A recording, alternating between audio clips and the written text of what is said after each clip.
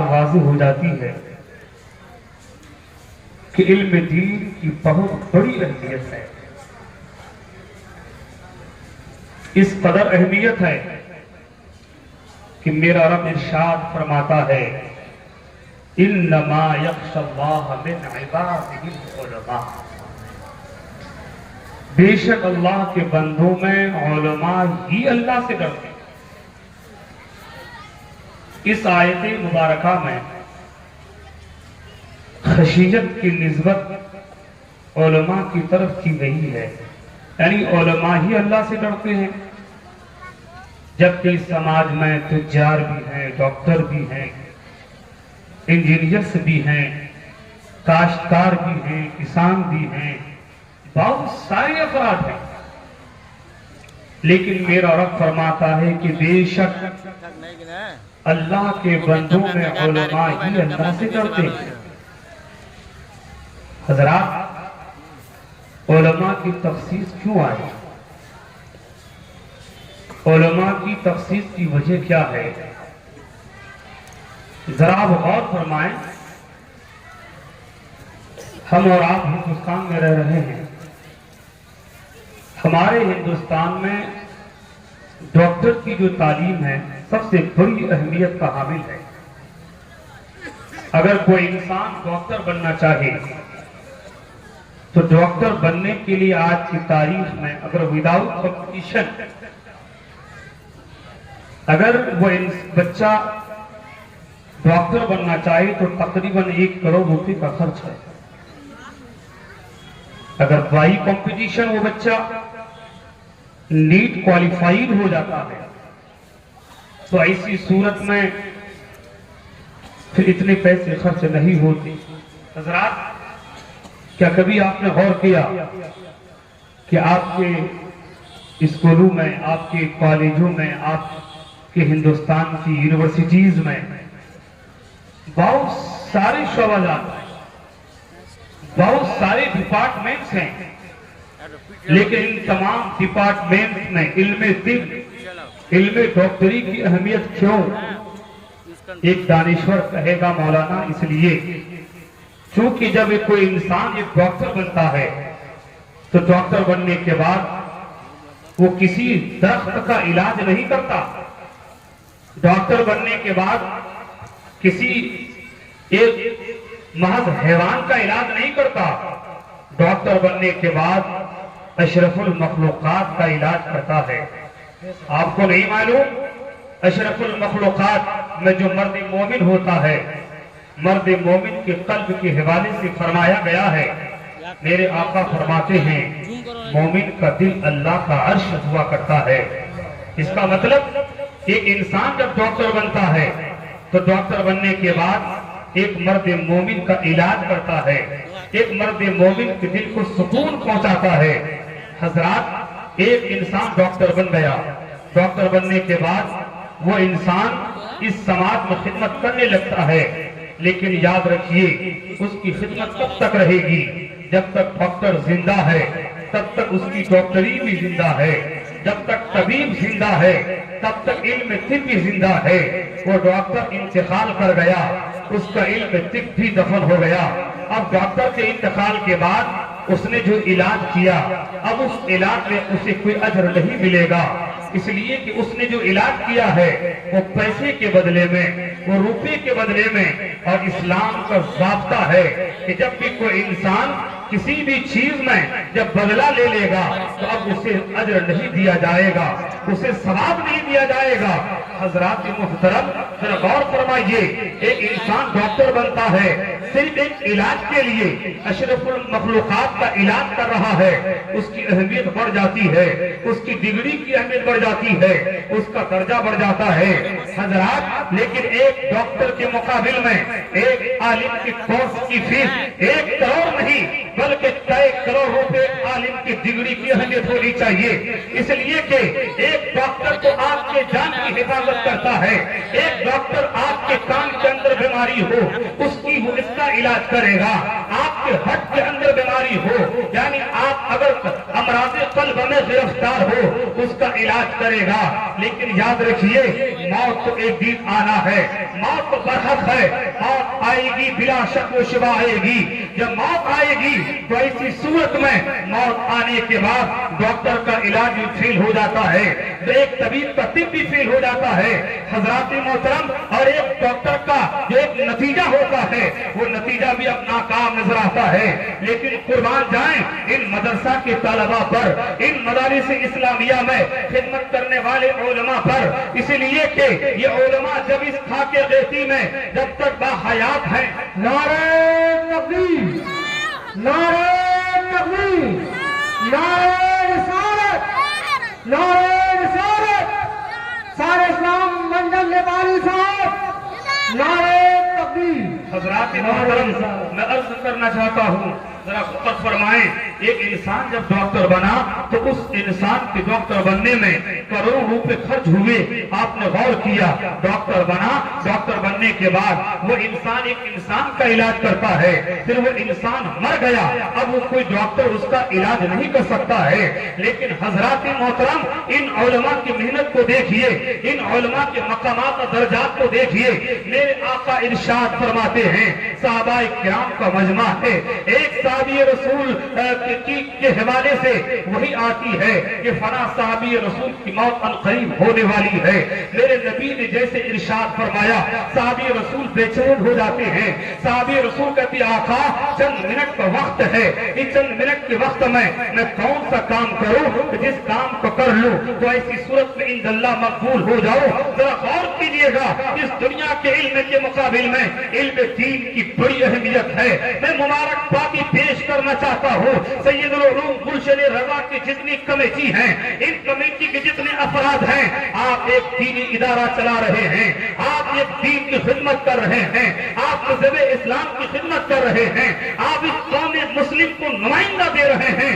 حضرات محترم یاد رکھیں، میرے آقا ارشاد فرماتے ہیں، جیسے ایک صحابی رسول کو ارشاد فرمایا عنقریب موت ہونے والی ہے، یہ جملہ سننے کے بعد صحابی رسول کو بے چینی ہو جاتی ہے، آقا کی بارگاہ میں پہنچے، آقا 10 منٹ کا وقت ہے، کون سا ہم عمل کریں کہ اللہ کی بارگاہ میں محبوب ہو جائیں۔ میرے آقا فرماتے ہیں اشتغل تعلما من العلوم الدین کما قال النبی صلی اللہ تعالی علیہ وسلم، میرے آقا فرماتے ہیں اے میرے صحابی تم علم دین کو حاصل کرنے میں مشغول ہو جا۔ اس کا مطلب یہ ہوا کہ علم دین سے بہتر، علم دین سے اعلیٰ، علم دین سے بڑھ کر ممتاز والا کوئی کام نہیں ہے۔ علم دین سے اگر کوئی بڑھ کر کام ہوتا میرے آقا ضرور فرماتے، اس حدیث سے پتا چلا علم دین تمام عبادتوں کی اصل ہے، علم دین ہے آپ کی نماز درست ہوگی، علم دین ہے آپ کی زکات کا نکالنا درست ہوگا، علم دین ہے آپ کا حج درست ہوگا، علم دین ہے ماں باپ کی خدمت صحیح سے ہوگی، علم دین ہے علاقے کی خدمت صحیح سے ہوگی، علم دین ہے تو اگر کوئی انسان سیاسی اعتبار سے اگر خدمت کرنا چاہتا ہے وہ انسان غاصب نہیں بنے گا، وہ انسان ڈاکو نہیں بنے گا، وہ انسان رہزر نہیں بنے گا، بلکہ اگر کوئی انسان علم دین کو حاصل کرنے کے بعد اس سماج میں سیاسی اعتبار سے اگر خدمت کرنا چاہے ایسا انسان رہزر نہیں بنے گا، بلکہ ایسا انسان حضرت سیدنا ابوبکر صدیق رضی اللہ تعالی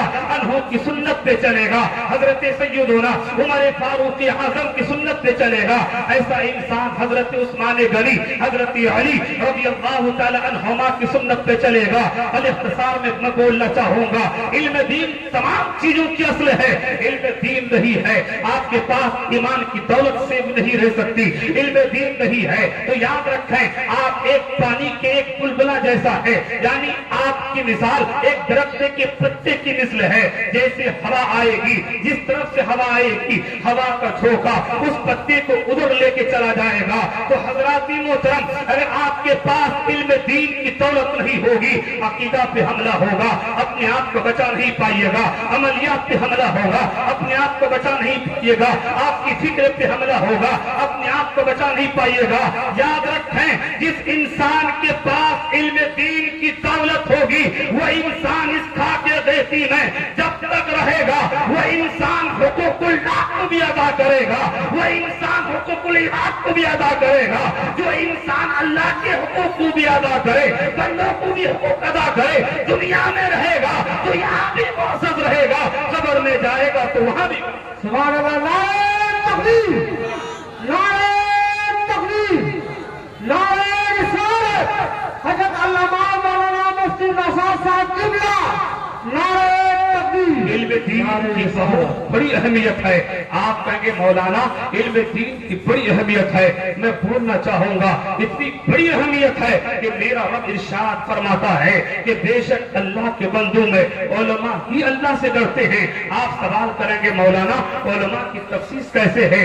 ایک ڈاکٹر جب غلطی کرتا ہے، ایک کاشتکار جب غلطی کرتا ہے، ایک عالم ربانی ایک ڈاکٹر کے پاس کہتا ہے آپ نے کفریہ کلمہ بولا ہے، آپ پر توبہ لازم ہے، اے انسان آپ نے غریبوں کے حقوق کو دبایا ہے، آپ کو حق دینا لازم ہے۔ ایک کاشتکار اکڑ جاتا ہے، ایک سیاستدان اکڑ جاتا ہے، ایک تاجر اکڑ جاتا ہے، ایک کاشتکار گھمنڈ میں آ جاتا ہے، لیکن قربان جائیں ان علماء کی جماعت پر، اس لیے کہ یہ علماء میرے نبی کے غلام ہیں۔ آپ ایک دفعہ نہیں، اگر کوئی سنی عالم کسی سنی عالم کی گرفت فرماتا ہے تو ایسی صورت میں سنی عالم ایک آدمی کے سامنے نہیں لاکھوں کے سامنے میں توبہ کرنے کے لیے ایک عالم دین آمادہ ہو جاتا ہے۔ فرحت و شادمہ کے ساتھ یعنی خوشی بخوشی ایک عالم دین توبہ کرتا ہے۔ وہ انسان توبہ کرنے میں اپنے آپ کو کامیاب سمجھتا ہے۔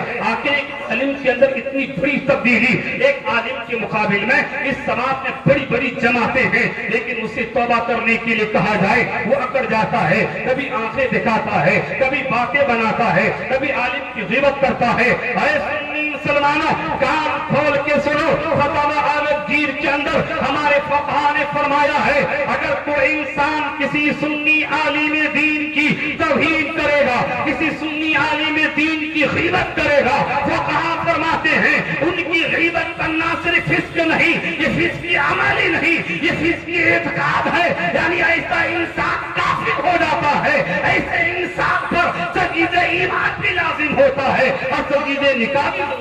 سبحان اللہ، اس لیے کہ عالم کی توہین، آپ نے عالم کی توہین نہیں کی، آپ نے حقیقت میں قرآن کی توہین کی ہے۔ عالم کی توہین نہیں کی ہے، آپ نے احادیث کی توہین کی ہے۔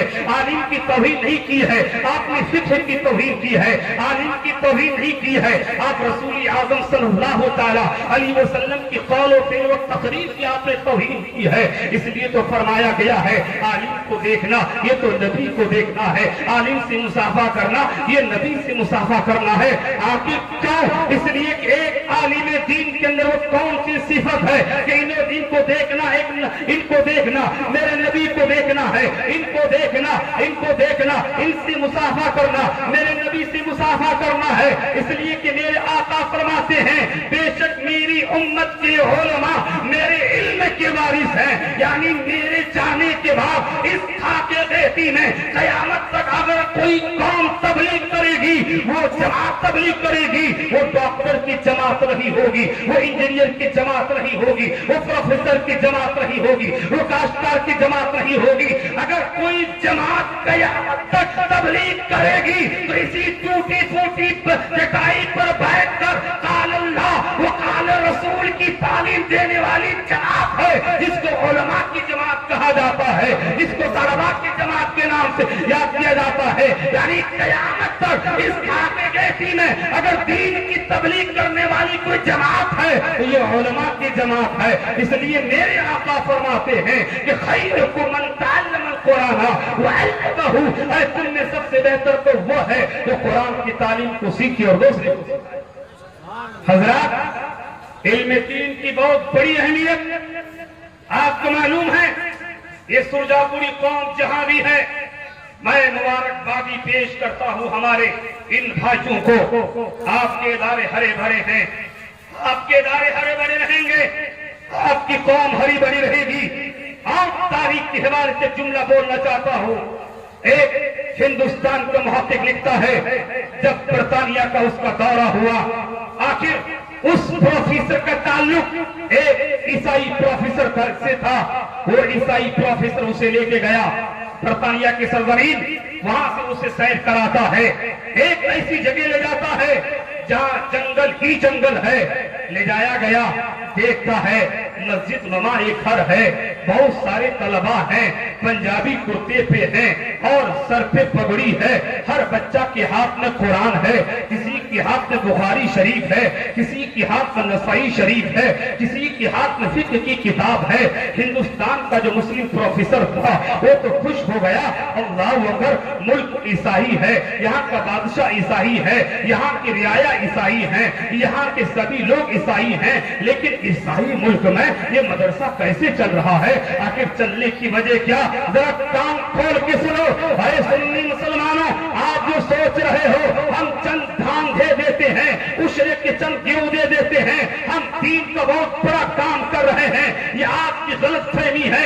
आप कुछ काम नहीं कर रहे हो। इस एतबार से अगर देखा जाए आज की तारीख में ईसाई भी आज कुरान के खिलाफ, आज नसारा भी आपके मजहब इस्लाम के कवानीन के खिलाफ, आज पूरी दुनिया आपके खिलाफ शादी से रच रही है, आपके खिलाफ बड़े बड़े जामियात खोल रहे हैं। लेकिन अरे मुसलमानों, आप खाबे गफलत से सो रहे हो। प्रोफेसर ने कहा ये कौन से लोग हैं? वो प्रोफेसर कहने लगता है इनमें से कोई मुसलमान नहीं है, इनमें से अक्सर इनमें से कुछ लोग तो यहूदी हैं, इनमें से कुछ नसारा हैं। कहने लगे आखिर ये लोग कलाम पाक क्यों हाथ में लिए हैं, बुखारी शरीफ हाथ में क्यों है? जरा गौर से सुनो। कहने लगा ये बुखारी शरीफ कुरान मुक़द्दस इसलिए मुताला नहीं करते कि इल्म दीन को फैलाए, कुरान की तालीम को फैलाए, मेरे नबी की तालीम को फैलाए, बल्कि ये ईसाई की जमात और ये पादरियों की जमात कुरान इसलिए मुताला करती है ताकि जहां मुसलमान के ताल्लुक से जो कानून है उस कानून के ताल्लुक से एक दूसरा कानून पैदा किया जाए। मजहब इस्लाम में है पर्दा लाजिम है, पर्दा के खिलाफ कानून बनाया जाए। मजहब इस्लाम में है शराब नोशी हराम है, जो इंसान शराब पिएगा, शराब पीने का आदी होगा, जब कब्र से उठेगा उसकी शक्ल कुत्ते की हो जाएगी, उसकी शक्ल खिंजीर की हो जाएगी, उसकी शक्ल सूपर की हो जाएगी। ऐ सुरजापुरी कौम, ऐ समांचल के मुसलमानों, आज नौजवानों के अंदर शराबखोरी बहुत आम हो रही है। मैं बोलना चाहूंगा ऐ नौजवानों, अगर तुम शराब पीते रहोगे, जब कब्र से तुम निकलोगे तो तुम्हारी शक्ल कुत्ते की हो जाएगी। अब ये तुम्हारे हाथ में है, कब्र से तुम कुत्ता उठना चाहते हो या सुअर की शक्ल में उठना चाहते हो या अशरफुल मखलूकात की शक्ल में उठना चाहते हो, ये तुम्हारे हाथ में है। मैं बोलना चाहूंगा वो ईसाई कहने लगा ये कुरान इसलिए मुताला करता है ताकि पूरी दुनिया में कुरान के खिलाफ साजिश से रची जाए, ये इसलिए हदीस का मुताला करता है ताकि पूरी दुनिया में हदीस के खिलाफ साजिश से रची जाए। या रुक कर मैं एक बात बोलना चाहूंगा, आपके मुखालिफ कौम के पास एक मुनज़्ज़म जमात है, ईसाइयों के पास एक मुकम्मल तौर से मुस्तकबिल की तैयारी है, अपनी दीन की तैयारी है। लेकिन है मुसलमानों, आपका दीन हक है, हमारा कुरान हक है, हमारी शरीयत हक है, हमारा रब हक है, हमारे नबी हक है, हमारी पूरी शरीयत हक है। आप जन्नती हैं, हमारी कौम जन्नती है, लेकिन आप अपने तालीम के बारे में फिक्र नहीं करते हो। ऐ मुसलमानों, अगर याद रखना अल्लामा इकबाल ने कहा है जिस कौम से मदारिस खत्म हो जाएंगे, मकातिब खत्म हो जाएंगे, उस कौम के बच्चे या तो ईसाई बनेंगे, या तो नसारा बनेंगे, या तो मजूसी बनेंगे। इसलिए मेरे आका फरमाते हैं कि जो इंसान आलिम दीन बनता है तो ऐसे आलिम से मुसाफा करना, मुझसे मुसाफा करना है। इसलिए कि जो मेरा नेशन था वो इसी नेशन को ये उलमाए किराम कयामत तक अदा करते जाएंगे, जिम्मेदारी निभाते जाएंगे। हजरात, और 5 मिनट का मैं वक्त लेना चाहता हूँ, फिर आपके महबूब शायद तो फिर आपके हवाला कर दूंगा। हजरात मोहतरम, बोलना चाहूंगा इल्म दीन की बड़ी अहमियत है, लेकिन आए मुसलमानों, आपके ताल्लुक से मैं बोलना चाहूंगा आपकी जो अहमियत, आप जो इल्म दीन पर तवज्जो दी है, ہیں، آپ کی توجہ اور ہونی چاہیے۔ ایک اور تاریخ کے حوالے سے ایک بات اور بولنا چاہوں گا۔ آج اگر کوئی عالم دین آپ کے پاس دھان کے لیے پہنچ جائے، گیہوں کے لیے پہنچ جائے، آپ کہیں گے مولانا یہ مولانا کا کام ہی ہے چندہ کرنا، ان کا کام ہی ہے گیہوں اٹھانا۔ اے مسلمانوں، جو علماء کی جماعت دیکھ رہے ہیں، یہ جو آپ کے سر میں ٹوپیاں نظر آتی ہے، یہ میری پیاری ماں بہنوں کے سروں پہ جو ایک دوپٹہ نظر آتا ہے، اور آج ان کے دھڑکتے ہوئے دل کے اندر اگر کلمہ طیبہ کا ورد موجود ہے، آپ اپنے سینے پہ ہاتھ رکھ کے بتاؤ، کیا کسی اسکول کا دین ہے؟ کیا یہ کسی کالج کا دین ہے؟ کیا یہ کسی یونیورسٹی کا دین ہے؟ کیا یہ کسی آکسفورڈ یونیورسٹی یا کسی علی گڑھ مسلم یونیورسٹی یا کسی اسکول کے بچے کا یہ پروڈکٹ ہے کہ جس کی بنیاد پر آج آپ کے دھڑکتے ہوئے دل کے اندر اسلام کی محبت ہے؟ تو ایک انسان، ایک مسلمان تڑپ جائے گا، کہے گا حضرت ایسی کوئی بات نہیں ہے۔ آج اگر پوری دنیا کے اندر اگر آج مسلمان کی طاقت موجود ہے، اگر کلمہ طیبہ کا ورد موجود ہے، تو قسم خدا کی کسی اور وجہ سے نہیں، ان مدارس اسلامیہ کی وجہ سے ہے، ان مکاتب کی وجہ سے ہے۔ اس لیے ان مدارس کی خدمت کرتے رہیے، ان علماء کی خدمت کرتے رہیے۔ میں آخری تاریخ کی بات بول کر اپنی تقریر کو ختم کرتا ہوں۔ آپ کا ہندوستان ہے، اس ہندوستان میں بھی تقریباً مغل خاندانوں نے تقریباً انہوں نے 800 سال کا حکومت کی ہے۔ اسی طرح اسپین کی سرزمین ہے، اسپین جیسے ملک میں تقریباً 800 سال تک حکومت رہی ہے، اسلامی حکومت رہی ہے۔ لیکن آج تقریباً اسپین کے سبھی لوگ یعنی تقریباً 80% سے زیادہ لوگ وہاں کے عیسائی ہو چکے ہیں، وہاں نصارہ ہو چکے ہیں، مجوسی ہو چکے ہیں، جبکہ دونوں ملک تقریباً قریب ایک ہی ساتھ جو ہے دونوں ملکوں میں تقریباً قریب حکومت 1000 سال تک رہی ہے۔ لیکن ہندوستان کی سرزمین میں بھی 1000 سال تک حکومت رہی، پھر اس کے بعد اسلامی حکومت ختم ہو گئی، تقریباً 150-200 سال ہو گئے اسلامی حکومت کے ختم ہونے کا۔ لیکن اللہ کا فضل ہے، آج ہندوستان سے دینی خدمات بے شمار ہو رہی ہے، تصنیفات کا کام ہندوستان سے ہو رہا ہے، تعلیمات کا کام ہندوستان سے ہو رہا ہے، اعتقادیات کی حفاظت کا کام ہندوستان سے ہو رہا ہے، قرآن مقدس کے ترجمہ کا کام ہندوستان سے ہو رہا ہے۔ اللہ کے فضل سے بلکہ عرب ممالک سے بھی زیادہ آج کی تاریخ میں جو دینی خدمات ہو رہی ہے وہ آپ کے ہندوستان ہے۔ لیکن پیارے وہی تو اسپین کا ملک ہے، آج وہاں کے لوگ مسلمان نہیں ہے، وہاں کی در و دیوار ویران ہے، وہاں کی مسجدیں سناٹا ہے، وہاں کی در و دیوار سے اذان کی آواز نہیں بلکہ پادریوں کی آواز آ رہی ہے، گھنٹوں کی آواز آ رہی ہے، عیسائیوں کی آواز آ رہی ہے۔ آپ کیوں؟ اس کے اندر کیا راز ہے؟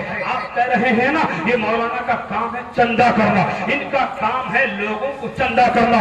ارے سنو ان علماء نے کیا ذمہ داری نبھائی ہے؟ تاریخ اٹھا کر دیکھو، 1847 عیسوی کی تاریخ ہے، ہندوستان سے مغل حکومت کا خاتمہ ہو جاتا ہے۔ ایسی صورت میں علماء کرام سوچتے ہیں اب تو حکومت سے وظائف مل رہے تھے، پیسے مل رہے تھے، اب تو پیسے ملیں گے نہیں، اب دین کی خدمت کیسے ہوگی؟ اس قوم کو ویسے چھوڑ دیا جائے کہ ان کا حال اسپین سے بھی بدتر ہو جائے گا، آنے والی قوم، آنے والی نسل کافر ہو جائے گی، آنے والی نسل ہندو ہو جائے گی، آنے والی نسل عیسائی ہو جائے گی، آنے والی نسل پادری ہو جائے گی۔ ان جملوں کو اپنے تر و دماغ میں سوچتے ہیں۔ تاریخ بتاتی ہے آزادی کے بعد ہمارے علماء کرام درختوں کے نیچے بیٹھ جاتے ہیں، تالابوں کے کنارے بیٹھ جاتے ہیں، درختوں کے سائے میں بیٹھ جاتے ہیں، علماء کرام کی میٹنگ ہوتی ہے، علماء کرام فیصلہ کرتے ہیں یہ قوم مجھے تنخواہ دے نہ دے، اس کی تنخواہ کی ہمیں فکر نہیں ہے، ہمیں قرآن کی تعلیم کو بچانا ہے،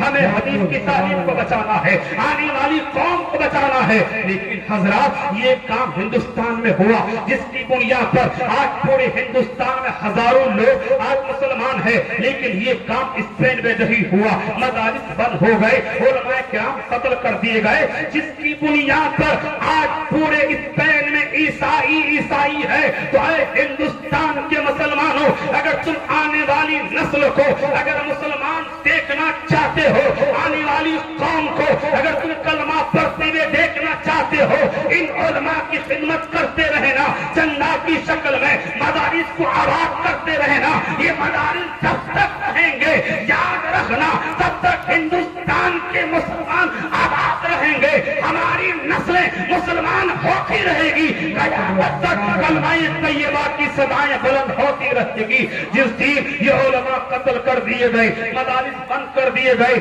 اس دن ہماری قوم کو, یہ قوم یا تو عیسائی میں کنورٹ ہو جائیں گے یا تو مذہب ہنود میں کنورٹ ہو جائیں گے, پھر آپ کا کوئی محافظ نہیں ہوگا. اس لیے مسلمانوں مدارس کی آپ اہمیت کو سمجھو, اس لیے کہ مدرسے کی تعلیم کی اہمیت بہت بڑی ہے. ہاں میں یہ نہیں کہتا اپنے بچے کو ڈاکٹر انجینئر نہ بناؤ, لیکن پہلے عالم دین بناؤ, ایک مومن کامل بناؤ, تب جا کر اسے ڈاکٹر بناؤ, تاکہ چیمبر میں جو بیٹھا رہے تو کوئی ڈاکو بیٹھا نہ رہے, سیاست کے میدان پہ رہے تو کوئی بحثر نہ رہے, ایم ایل اے کی کرسی پہ رہے تو کوئی ڈاکو, ایم پی کی کرسی میں کوئی ڈاکو نہ بیٹھا رہے, بلکہ اس کرسی میں بیٹھا رہے تو کوئی عبد الغنی جیسا مرد مجاہد بیٹھا رہے, اگر اس کرسی میں بیٹھا رہے تو حضرت ٹیپو سلطان جیسے حکمراں بیٹھا رہے, اس کرسی میں بیٹھا رہے تو حضرت عمر فاروق اعظم جیسے غلام بیٹھا رہے, تاکہ پورے سماج کے اندر انسانوں کی انسانیت کی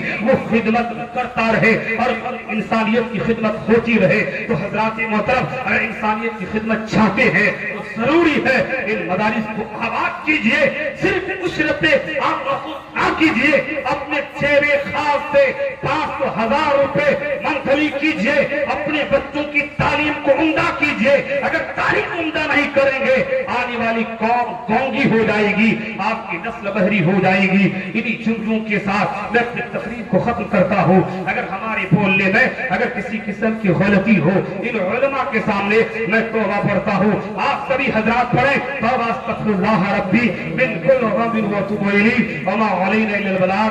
السلام علیکم ورحمۃ اللہ وبرکاتہ.